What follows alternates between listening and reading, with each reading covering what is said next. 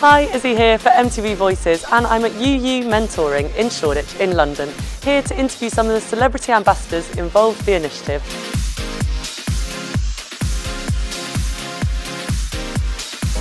You know, a mentor is a word that sort of describes a relationship that can apply to different people in your life. In other words, like my dad was a mentor to me in an important way. My mum also. I watched my mother's work ethic, and she produced a show called 60 Minutes in America, which is a big news show.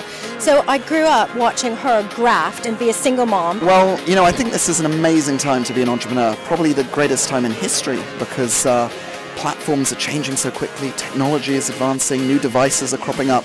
So if you want to do it, just go for it. There are loads of resources out there. You don't need a lot of money to set up a business. I think that's a mistake a lot of people make.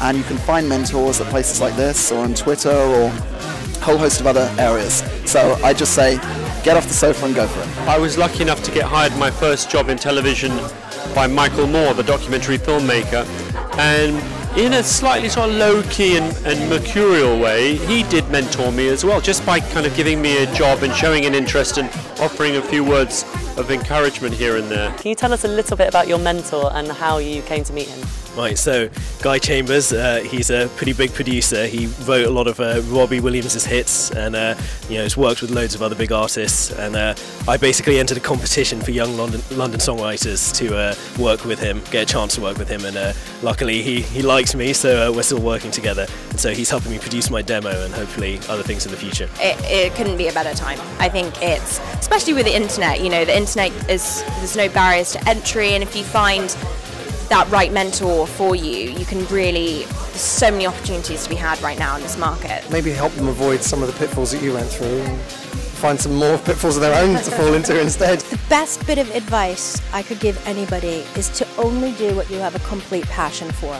right?